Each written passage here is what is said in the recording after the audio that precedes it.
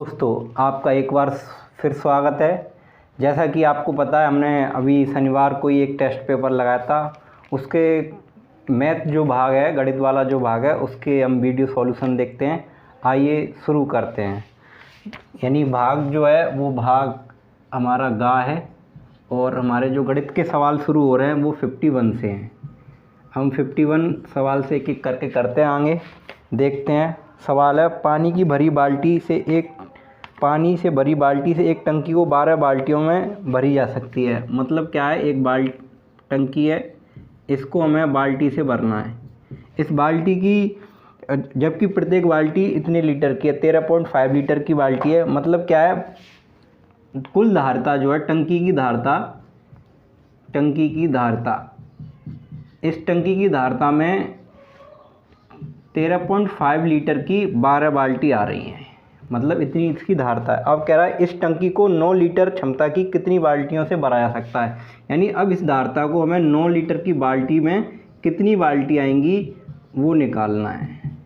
Into 12, 3 से ये 3 time, 3 से ये 4 टाइम, 3 से ये कट जाएगा 4 और 1 15, मतलब 4.5 इंटू 4 x। तो x की वैल्यू निकल के आ जाएगी, इसका गुणा कर देंगे 20, 0 2 और 16 और 2 18।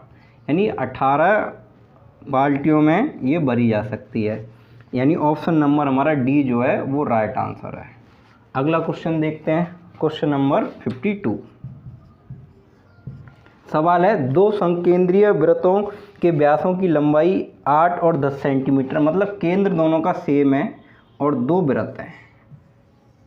यानी इसका जो व्यास है वो 8 सेंटीमीटर है और जो बड़े वाले का व्यास है, थोड़ा सा मैं नीचे लिख देता हूँ पर ये केंद्र से ही रहा है, ठीक है।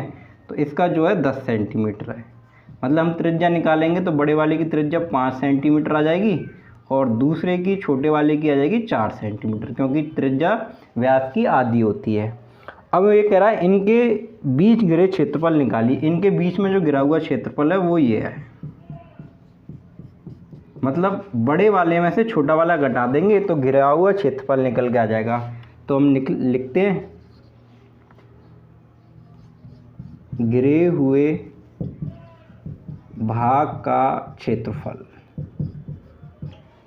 तो भाई बड़े वाले त्रिभुज का, वृत्त का क्षेत्रफल हो जाएगा पाई आर स्क्वायर, माइनस के छोटे वाले का हो जाएगा पाई आर स्क्वायर। यानी पाई कॉमन आ जाएगी। अब ये फॉर्मूला हो जाएगा आर स्क्वायर माइनस के आर स्क्वायर। हम पढ़े ही हैं एक्स माइनस बी, यानी एक बार प्लस में एक बार माइनस में। तो पाई प्लस में लिखेंगे तो 5 + 4 और 5 - 4, इनको घटा देंगे तो ये हो जाएगा 9 × 1, मतलब 9 पाई वर्ग सेमी या सेंटीमीटर स्क्वायर। ऑप्शन नंबर जो हमारा सी जो है वो राइट आंसर हो जाएगा। अगला क्वेश्चन करते हैं 53। सवाल है, ए का 90% बी का 30% के बराबर है। बी के 30% के बराबर है। तो भाई का को हटाते हैं तो क्या लिखते हैं, गुणा अपॉन के 100 बराबर के बी इंटू के 30 अपॉन के 100। 100 से 100 कट जाएगी, 30 से 3 टाइम कट जाएंगे, मतलब 3a बराबर के b। मतलब जो b है वो a का 3 गुना है, या दूसरी भाषा में यूँ समझ सकते हैं 3a मिलकर b बना सकते हैं। मतलब जो b है उसका 3 गुना है, मतलब 300% है। यानी ऑप्शन नंबर हमारा डी सही हो जाएगा। अगला क्वेश्चन देखते हैं 54। क्वेश्चन कह रहा है, 150 मीटर लंबी एक रेलगाड़ी अपने से विपरीत दिशा में आ रही 100 मीटर लंबी रेलगाड़ी को 10 सेकंड में पार करती है। मतलब क्या, दो ट्रेन है, एक इधर से आ रही है और एक इधर से आ रही है। इसकी जो लंबाई है वो 150 मीटर है और इसकी जो लंबाई है वो 100 मीटर है और 10 सेकंड में पार कर रहे हैं। इसकी जो चाल है, आगे पढ़ते हैं। यदि पहली रेलगाड़ी की चाल 30 किलोमीटर है, इसकी जो है 30 किलोमीटर प्रति घंटा है, तो दूसरी की क्या होगी, इसकी मान लो x किलोमीटर प्रति घंटा है। तो अब जब ये दोनों विपरीत आ रहे हैं तो जो स्पीड होती है वो जुड़ जाती है। और यानी अब यहाँ पे हम फॉर्मूला जानती हैं, चाल बराबर के दूरी अपॉन के समय। तो चाल हमारी हो जाएगी 30 + x दूरी दोनों को ऐड कर देंगे, ये कितनी है 100 मीटर की है, तो कितने हो जाएंगे 250 मीटर हो जाएंगे, और समय लग रहा है 10 सेकेंड। अब इस समय को किलोमीटर प्रति घंटा में बनाने के लिए 18/5 से गुणा कर देते हैं। ठीक है, वो मैं जब हम दोबारा से स्पीड एंड टाइम पढ़ेंगे, टाइम एंड स्पीड पढ़ेंगे, उसमें बताऊंगा कैसे होता है। इससे ये कट जाएंगे 0 से 0, इससे 5 टाइम, इसका इसमें गुणा कर देंगे तो 90 आ जाएंगे, ये उधर चली जाएगी संख्या, तो x बराबर के 60 किलोमीटर प्रति घंटा आ जाएगा, यानी ऑप्शन नंबर सी हमारा सही है। ठीक है भाई, अगला क्वेश्चन देखते हैं 55, मतलब 55वां जो सवाल है उसको देखते हैं। क्वेश्चन है, स्थिर जल में एक नाव का वेग 10 किलोमीटर प्रति घंटा है, मतलब ये जल है और इसमें एक जो नाव है उसका जो वेग है वो 10 किलोमीटर प्रति घंटा है, और धारा का जो वेग है वो 6 किलोमीटर प्रति घंटा है, यानी धारा का वेग 6 किलोमीटर प्रति घंटा है।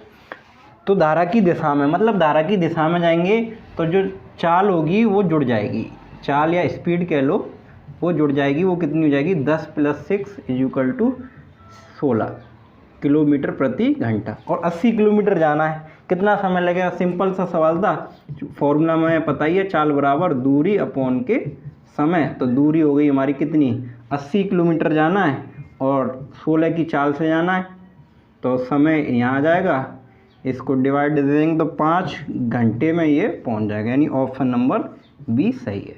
अगला सवाल देखते हैं 56, 500 रुपये के 2 वर्ष के 2 बैंकों के ब्याजों का अंतर 2.5 है, तो उनकी दरों में अंतर ज्ञात कीजिए। मतलब 500 रुपये हैं, अलग अलग दरों से उठाए गए हैं, मतलब इसकी दर मान लो r अपॉन के 100, मतलब ये आ गई ब्याज, पहली ब्याज आ गई, फर्स्ट इंटरेस्ट आ गई। अगला बोल रहा है जब दूसरी ब्याज से उठाते हैं तो वही 500 रुपये हैं, वही 2 वर्ष के लिए r% से उठाते हैं, 100 आती है। इन दोनों ब्याजों का अंतर कितना है? वो 2.5 दे रखा है। चलो लिखते हैं, अंतर इनका निकालेंगे तो ब्याज फर्स्ट माइनस ब्याज सेकंड, मतलब 2.5 बराबर के, इससे ये कट गया, इससे ये कट गया, मतलब 10r माइनस के 10r स्मॉल r, 10 कॉमन आ जाएगा तो r माइनस r, 10 से ये डिविडेबल हो जाएंगे तो r माइनस r बराबर के 0.25%, मतलब 10 का भाग देंगे तो पॉइंट अलग हो जाएगा इसमें से, तो ऑप्शन नंबर हमारा सी राइट है। अगला क्वेश्चन देखते हैं 57, क्वेश्चन कह रहा है एक व्यक्ति 5% वार्षिक ब्याज की दर से 200 रुपये का ऋण लिया, 1 वर्ष बाद उसने 100 रुपये वापस कर दिए, तो 2 वर्ष के अंत में उसे कितना धन मिलेगा? तो चक्रवृद्धि ब्याज पर पैसे दिए गए हैं, तो पहले वर्ष का जो ब्याज होता है वो सिंपल इंटरेस्ट या कंपाउंड इंटरेस्ट दोनों में सेम ही होता है। मान के लो उनके 200 रुपये थे, उन्होंने 5% की दर से 1 वर्ष में दिए, अपॉन के 100 0 मतलब 10 रुपये ब्याज हो गई, मतलब कुल अगर 1 वर्ष बाद लौटाता तो 210 रुपये लौटाता, मतलब 200 रुपये तो प्रिंसिपल था, 10 रुपये ब्याज थी, मतलब 210 लौटाता। लेकिन उन्होंने क्या, पहले वर्ष में 100 रुपये वापस कर दिए तो 110 रुपये बच गए। अब 110 रुपये पर भी उन्होंने ब्याज लगाई है 5% की, 1 साल के लिए, अगले साल के लिए, तो 0 से 0 ये 2 टाइम्स इससे कट जाएगा 5.5, मतलब अब उसे दूसरी साल में जो पैसे लौटाने हैं वो 110 रुपये ये वाले और 5.5 रुपये ब्याज भी लौटानी है, मतलब 15.5 रुपये उन्हें लौटाना है, तो ऑप्शन नंबर हमारा ए हो जाएगा। सिंपल सा सवाल था। अगला सवाल देखते हैं 58, एक आयताकार खेत की लंबाई व चौड़ाई का अनुपात 5 और 3 है। एक आयताकार खेत है, इसका अनुपात 5 है और 3 है, मतलब इसको मानते हैं 5x और 3x। इसके चारों ओर तार लगाने, चारों ओर 7.5 रुपये प्रति की दर से तार लगाने हैं, तो तार लगाते हैं भाई। तो एक चक्कर में जो तार लगता है वो होता है 5x + के 3x × के 2, मतलब पैरामीटर के बराबर तार लगता है। कै रुपये से लगता है? 7.5 से लगता है, और खर्च हो जाते हैं 3000 रुपये। तो इनका अंतर पूछा है, सॉल्व करते हैं।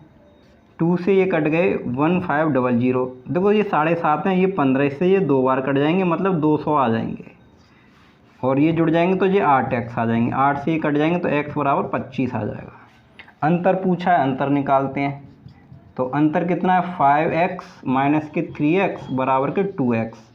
मतलब क्या हो गया, 2 × 25 = 50 मीटर। तो ऑप्शन नंबर ए जो हमारा सही है। या फिर इसको ऐसा कर लो, 25 यहाँ रख देंगे, 25 यहाँ रखेंगे तो 125 हो जाएगा, 25 यहाँ रखेंगे तो 75 ये हो जाएगा। अब इन दोनों का अंतर निकालना है, ठीक है सर। तो ऑप्शन नंबर सी सही हो जाएगा। क्वेश्चन नंबर 59, ये ऐसा क्वेश्चन है जिसमें पूरी क्लास फंसी, केवल 2-3 छात्रों ने इसका हल कर पाए थे। आप सभी में से 2-3 ही बच्चे कर पाए थे। देखते हैं सवाल को क्या कह रहा है। 29 से बड़ी दो संख्या, यानी दोनों संख्या क्या है, 29 से बड़ी हैं, जिनका मासा 29 है, यानी इनका मासा जो है 29 है और लासा इतना है, लासा 4147 है। दोनों संख्या 29 से बड़ी हैं, ध्यान रखना है। तो माना संख्या, यानी जो मासा होता है, दोनों संख्याओं में मासा इंक्लूड होता है, मतलब इनके सामने x लगा देंगे और y लगा देंगे, यानी x और y का जो मल्टीपल है वो इतनी के बराबर होगा। मतलब हमने पढ़ा है पहली संख्या गुणा के दूसरी संख्या बराबर के लासा गुणा के मासा। पहली संख्या है x × के 29, दूसरी संख्या है y × के 29 बराबर के लासा हमारा 4147 और मासा है 29। 29 से 29 कट जाएंगे और 29 का इसमें भाग देंगे तो x × y बराबर के 29 का एक बार जाएगा, फिर कितने बच जाएंगे, 12 बच जाएंगे, फिर 4 आ जाएगी, 12 चौक 36, 116 आएंगे, मतलब 4 बार जाएगा, फिर 3 बार जाएगा, यानी x × y बराबर के 143 है। इसके फैक्टर करते हैं तो 11 × के 13 और एक और फैक्टर हो सकते हैं इसके 143 × के 1। अब संख्या निकालते हैं। तो मेरी संख्या है 29 गुणा के x, तो इसका निकालते हैं। पहली संख्या जो निकल के आ जाएगी 29 गुणा के 11 और दूसरी जो संख्या निकल के आ जाएगी 13 गुणा के 29 या 29 गुणा के 13 यहाँ से। और यहाँ से निकालेंगे तो 143 गुणा के 29 और 1 गुणा के 29, मतलब ये संख्या जो है 29 की बराबर रहेगी, 29 से बड़ी नहीं रहेगी। अतः ये वाले जो ऑप्शन है वो नहीं हो सकते, हमारी संख्या ये दोनों होंगी। अब सवाल में पूछ रहा है इनका योगफल क्या होगा। तो पहली बात ये है, योगफल निकालने के लिए या तो पहले इन दोनों का गुणा कर लो, बाद में जोड़ दो, ठीक है। या फिर इनमें से 29 कॉमन ले लो, 24 × 29 कर दो, बात एक ही है। इनका हम गुणा करते हैं तो इनका गुणा करते ही एक संख्या आती है 3119 और दूसरी संख्या आती है 377। दोनों को जोड़ देंगे तो 6996 आ जाता है, जो ऑप्शन नंबर सी है, ठीक है। अगला सवाल देखते हैं 60। सवाल है ए किसी काम को 15 दिन में कर सकता है, ए यानी 15 दिन में कर सकता है, बी उस काम को 20 दिन में कर सकता है। यदि वे एक साथ मिलकर 4 दिन काम करते हैं, भाई 4 दिन काम करते हैं मतलब इसके 2 तरीके हो सकते हैं। एक दिन का काम निकालें तो 1/15 और एक दिन का काम निकालें 1/20। ए प्लस बी दोनों का एक दिन का काम कितना हो जाएगा, 1/15 प्लस 1/20, मतलब इनका निकालें 60 और 4 + 3 3/7 काम हो जाएगा, सॉरी 7/60 काम हो जाएगा। 4 दिन का तो 7 × 4/16, इसमें से इसको दे देंगे भाग तो 7/15 काम हो जाएगा। शेष काम कितना रह गया, यानी उसमें पूछ रहा है शेष काम, तो शेष काम जो निकालना है तो 1 - के 7/15 मतलब 8/15 आ जाएगा, यानी ऑप्शन नंबर हमारा डी सही है। 61वां सवाल देखते हैं। क्वेश्चन नंबर 61 सवाल है 2 अंकों की एक संख्या के अंकों का योगफल 9 से कम है, तो इस संख्या का इकाई अंक क्या हो सकता है। तो देखो 2 अंकों की कोई संख्या हो सकती है 11, 12, 13, 10, 14, 15, 16, 17 रख दे सकते हैं, मतलब 9 से कम होना चाहिए, 8, ठीक है। 21, 22, 23, 24, 25 कुछ भी हो सकती है, मतलब इसको हटा देते हैं। तो इसमें क्या इकाई का अंक हमें पता ही नहीं पड़ रहा है, मतलब ऑप्शन नंबर डी सही है, ज्ञात नहीं किया सकता, ज्ञात नहीं किया जा सकता। क्वेश्चन नंबर 62 देखते हैं 62। एक गर्ल्स हॉस्टल में 500 छात्रा 24 दिन खाना मौजूद है। यदि 300 छात्रा और आए तो वह खाना कितने दिन चलेगा। वही फॉर्मूला MDH वाला आपने पढ़ाई होगा, सिंपल सा है। 500 लड़कियों के लिए, गर्ल्स हॉस्टलों के लिए 24 दिन का खाना है। अगर लड़कियां 300 और आ जाएं तो लड़कियां हो जाएंगी 800। अब खाना कितने दिन चलेगा। सिंपल सा सवाल हल करना है। 0 से 0, 0 से 0, 8 से ये कट के 3 बार, 3 से 15, x बराबर 15 दिन खाना चल जाएगा। यानी जो ऑप्शन नंबर सी है वो हमारा सही है। क्वेश्चन नंबर 63 देखते हैं अगला। एक बोर्ड की परीक्षा में 65% छात्र उत्तीर्ण हुए, यानी जो 65% है वो तो पास हो गए और 35% फेल हो गए होंगे, सीधी सी बात है। ठीक है भाई, फेल हो गए। अब क्या है, तो परीक्षा में सम्मिलित होने वाले कितने छात्र थे। मान लो x छात्र थे, तो x का हम 35% निकालें, वो कितने, 650 छात्र फेल हो गए अपॉन के 100। ठीक है, x बराबर के 650 नहीं, 420 है। तो 420 भाग देते हैं 35 का इसमें, तो एक बार जाएगा 7 बच जाएंगे, 70 हो जाएंगे, 2 बार जाएगा 2 0 और 1 1270 हो जाएगा इसका। यानी सी ऑप्शन जो है वो सही है। 64 देखते हैं। एक वस्तु का विक्रय मूल्य उसके क्रय मूल्य का 3/4 है, यानी विक्रय मूल्य क्रय मूल्य का 3/4 है, यानी क्रय मूल्य ज़्यादा है, विक्रय मूल्य कम है। यानी मान के लो क्रय मूल्य मानते हैं हम, क्रय मूल्य मतलब कॉस्ट प्राइस 100 रुपये माना, और विक्रय मूल्य कितना है, 3/4 है। तो 4 से कट गए 25 और मतलब 75 रुपये। मतलब 100 रुपये की चीज़ 75 में बेची है, तो सीधा सा मतलब 25% की हानि है, 25% की हानि है। मतलब ऑप्शन नंबर ए जो है वो राइट है। अगला क्वेश्चन देखते हैं 65वां 65।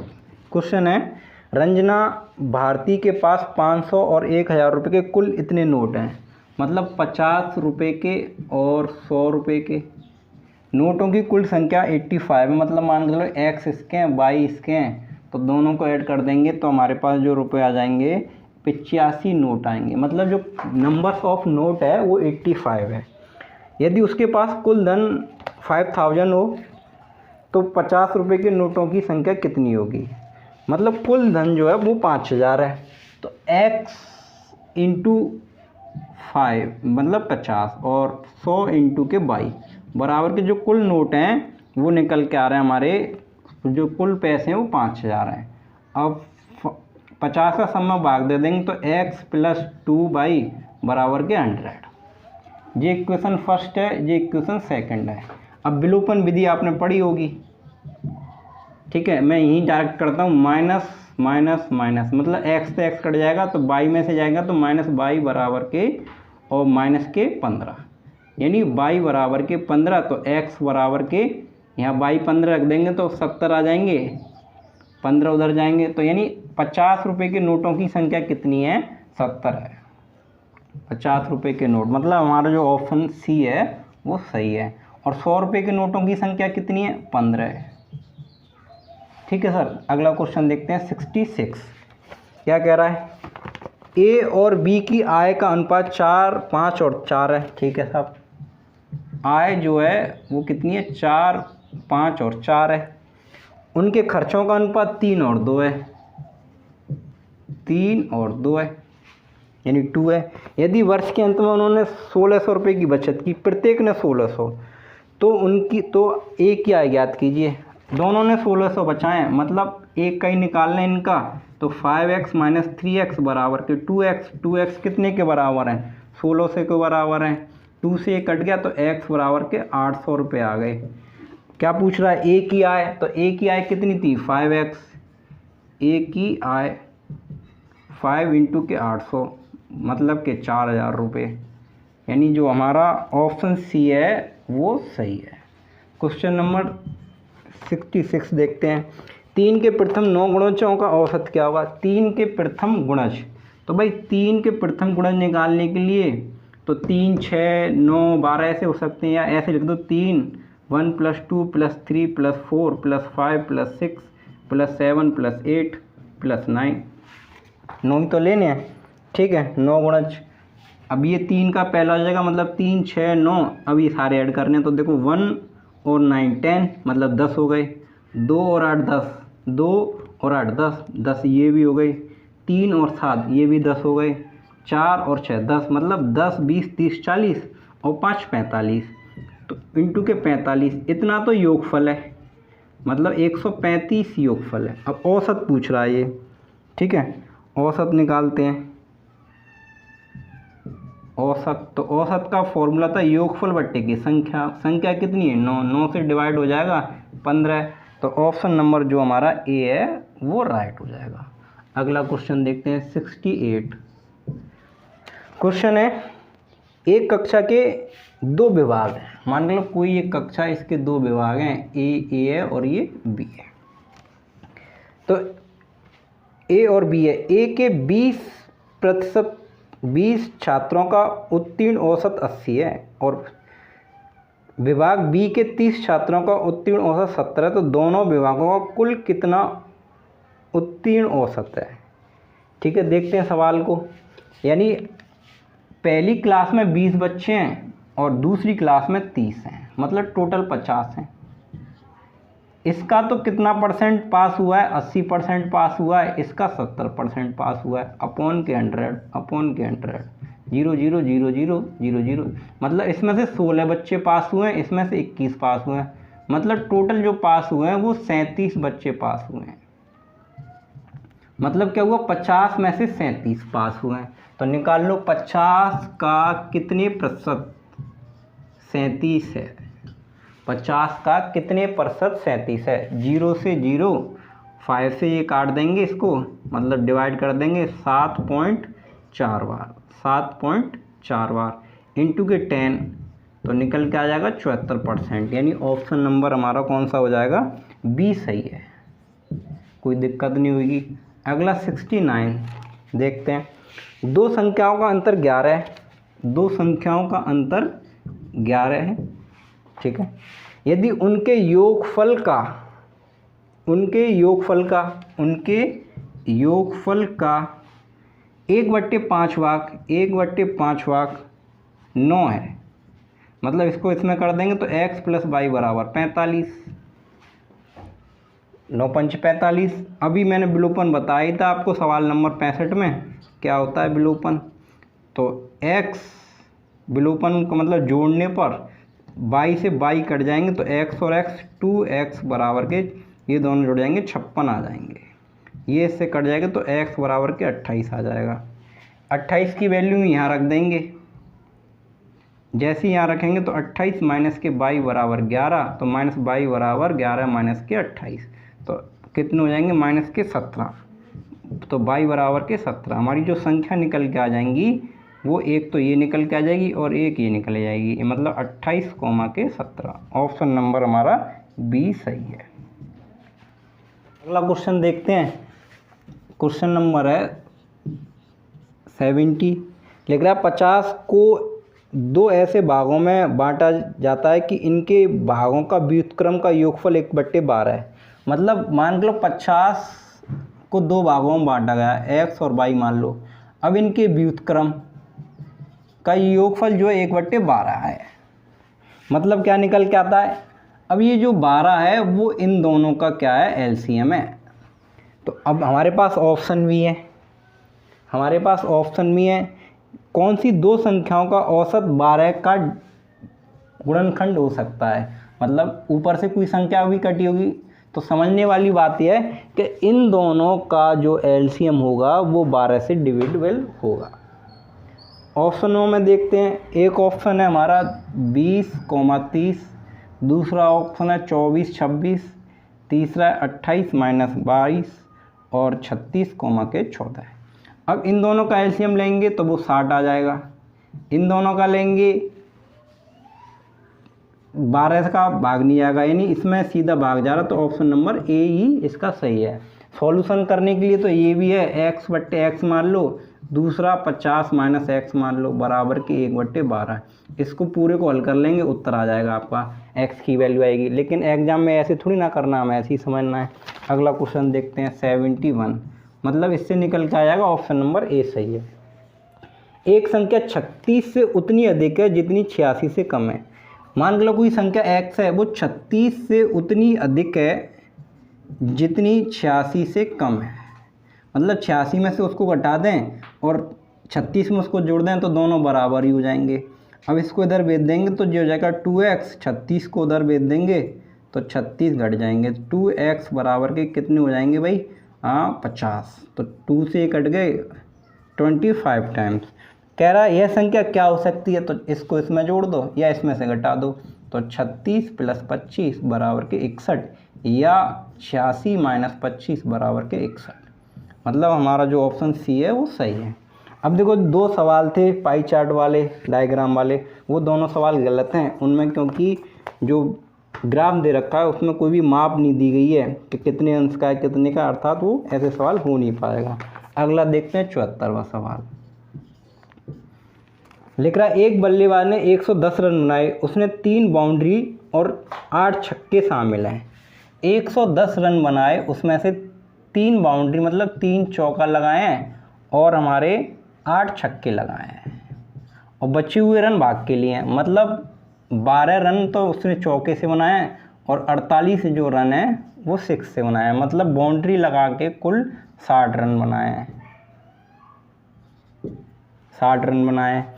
तो उसने कुल कितने रनों का, उसने विकेटों के बीच दौड़ लगाते हुए कुल रनों का कितने, यानी दौड़ कर रन जो लिए हैं, दौड़ कर रन लिए वो कितने, 110 - 60 मतलब 50। अब 110 का कितने प्रतिशत है 50? क्वेश्चन कहता है ये 0 से 0, तो x बराबर 500/11। इसको इससे काट देंगे तो 11 चौक 44, अब 6 बच गए तो 60 हो गए, 11 पंजे 55, 5/11%। यानी ऑप्शन नंबर जो बी है वो सही है। 75वां और लास्ट सवाल 75 देखते हैं। एक कक्षा में 10 विद्यार्थियों की औसत ऊंचाई 110 है, तो योगफल निकालते हैं सीधा।